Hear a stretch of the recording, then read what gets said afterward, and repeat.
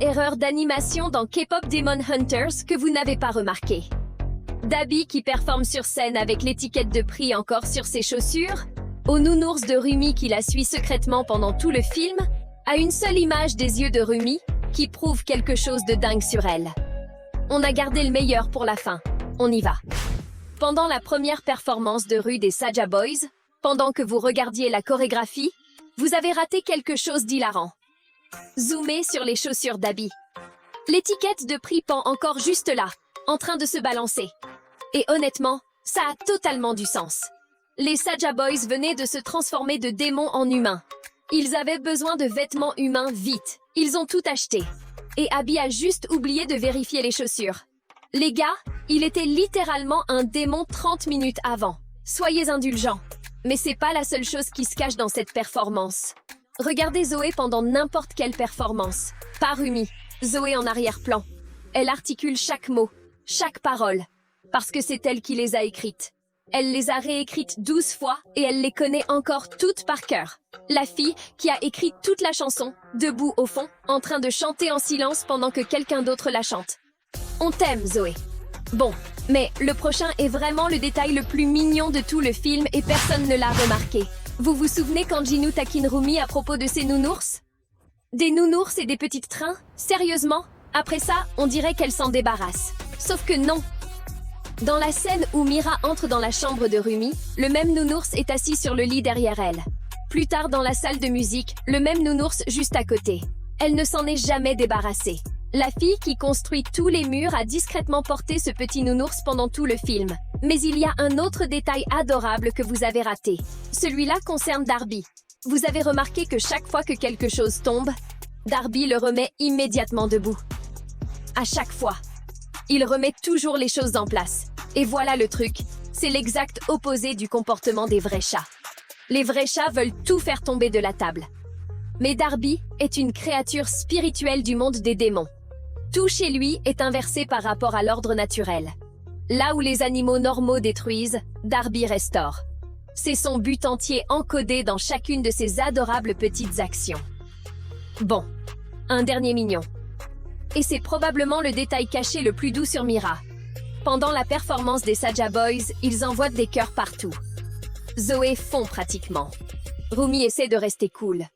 Mais Mira attrape un cœur en plein vol. Pas parce qu'elle est charmée, parce qu'elle protège les autres filles d'être touchées. Même à un concert, elle protège tout le monde. Le comportement le plus pratique du monde. On t'aime, Mira. Mettez des cœurs pour notre fille. Bon, ça c'était les mignons. Mais les prochaines erreurs vont changer votre façon de voir ces filles. Parce que celles-là, elles ne sont pas mignonnes du tout. Dans les scènes où Zoé est près d'une surface réfléchissante, mettez sur pause et comparez. Son visage sourit. Son reflet? Non. Les animateurs les ont rendus différents exprès. La vraie Zoé est dans le vert. Celle qui performe est devant vous. Personne dans le film ne le remarque parce que personne ne regarde le reflet quand le visage sourit. Si vous aimez Zoé, mettez des cœurs. Parce que cette fille souffre en silence et le cache depuis le début. Et Zoé n'est pas la seule à se cacher. Regardez, celui de Rumi est encore plus troublant. Bataille finale. Gros plan sur Rumi. À vitesse normale, tout semble bien. Mais allez image par image. Une seule image où ses yeux sont dorés, pas sombres. Des yeux de démon dorés pendant un 24e de seconde. C'est bien trop précis pour une erreur. Quelqu'un a délibérément changé la couleur de ses yeux pour cette image. Les créateurs ont caché la nature démon dans une seule image, sachant que seuls les fans les plus obsessionnels la trouveraient. On va pas bien. Et ça ne s'arrête pas là, parce que son ombre ment depuis tout le film aussi. Quand Rumi marche seule, son ombre va dans le mauvais sens. La lumière à gauche, l'ombre aussi à gauche. Elle devrait aller à droite. Et ça arrive seulement quand elle est seule. Avec les autres filles, ses ombres sont correctes. Comme si son côté démon ne se montre que quand personne ne regarde. Exactement comme le reflet de Zoé. Même idée, filles différentes. Toutes les deux cachent qui elles sont vraiment. Bon, les prochains sont connectés. Et quand ils vont s'emboîter, vous allez voir ces filles complètement différemment. Suivez ce que Mira porte à travers l'histoire. Au début, crop top, ouverte, vulnérable. Mais au fur et à mesure que les choses s'assombrissent, l'armure apparaît. Bras, épaules, à la bataille finale, complètement couverte. Les designers ont confirmé que chaque changement est intentionnel. Mira ne s'arme pas pour le combat. Elle se ferme émotionnellement. Chaque trahison, une couche de plus. L'armure, c'est pas de la force, ce sont des murs. Et il y a un détail de plus sur Mira que personne n'a remarqué. Ça nous a vraiment eu émotionnellement. Chaque coup que Mira prend est du côté gauche. Bras gauche, épaule gauche, joue gauche. Dans la tradition coréenne, le gauche, c'est le côté du cœur. Le côté qu'on protège. Mira le met en avant.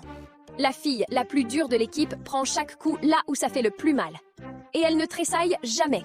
Mettez des cœurs roses pour Mira. Maintenant Zoé. Parce que ces erreurs racontent le même genre d'histoire. Et celle-là connecte tout. Zoé commence dans des jaunes chauds. À la fin, des bleus froids. Le bonheur qui se vide à travers ses vêtements. Dans Briller, elle lâche la main de son père. Il est allé en Amérique, a fondé une nouvelle famille. Elle a été remplacée. Quand on vous a laissé une fois, vous faites semblant d'aller bien. Vous souriez quand vous vous brisez. Vous réécrivez les paroles 12 fois. Vous vous rendez tellement utile que personne ne peut vous quitter. Le reflet, les couleurs, les mains qui s'agitent, tout se connecte. La fille la plus joyeuse de l'équipe est celle qui souffre le plus en silence. Mettez des cœurs pour Zoé. Elle les mérite tous. Maintenant, voilà où le film devient vraiment sombre. Combat dans le train. Mira termine tout d'un seul coup. Chaque démon parti. Mais mettez sur pause juste avant. Regardez à travers les fenêtres. Des passagers à l'intérieur. Après la frappe, ils disparaissent aussi. Regardez son visage. Horrifié. Quand Weima est vaincue et que les âmes volées reviennent, ces passagers ne reviennent pas. Parce que les démons ne les ont pas pris. Mira les a pris. Un seul coup tellement puissant qu'il a effacé tout le monde dans ce wagon. On va pas bien. Mais Rumi cache encore une chose. Et celle-là change comment vous voyez tout le film. Mettez sur pause sur Rumi pendant ce qu'on te donne. Le bout de sa tresse. Quelque chose de doré, pointu. C'est pas un ruban, c'est une lame. Elle est entraînée à se battre en tout temps. Si ses mains sont sorties du combat, ses cheveux deviennent larmes. Sa tresse double comme une épée. Retenez ça, parce que ça connecte au plus grand qu'on a gardé pour la fin. Regardez ce qu'on vous a montré. Zoé fait semblant de sourire parce qu'elle a peur d'être laissée. Mira construit des murs parce que se rapprocher veut dire se faire blesser. Rumi cache son côté démon parce qu'elle a peur de ce qu'elle est, vraiment. C'est pas des erreurs d'animation, ce sont des miroirs. Et la plupart d'entre nous sont une de ces filles. La fille qui performe, la fille qui protège, la fille qui se cache. Mais on a gardé le plus grand pour la fin. Et ça va tout changer. Tout le monde voit les deux chignons de Zoé comme mignons. Mais dans la culture guerrière coréenne et japonaise, le chignon était un arsenal. Les guerriers cachèrent des lames dans leurs cheveux. Des armes cachées pour quand vos mains sont sorties du combat. Regardez les combats de Zoé. Ses mains se font constamment attraper. Mais elle s'échappe toujours. Regardez ses cheveux. La tresse de Rumi a une lame. Les créateurs n'ont pas donné une arme dans les cheveux à une seule fille. Ils en ont donné une à toutes. Les chignons de Zoé sont des holsters. La fille qui fait semblant d'aller bien. La fille qui construit des murs. La fille qui se cache. Toutes les trois portant des armes que personne ne peut voir. Zoé n'a jamais été la mignonne. Elle était la membre la plus dangereuse des Huntrix. Parce que personne ne regarde jamais la fille mignonne 2 fois. Mettez un 15 si ça vient de vous détruire. Si vous voulez plus de secrets sur Rumi, Zoé et Mira, regardez la vidéo à l'écran maintenant. Abonnez-vous, activez la cloche. On vous aime les gars. À bientôt.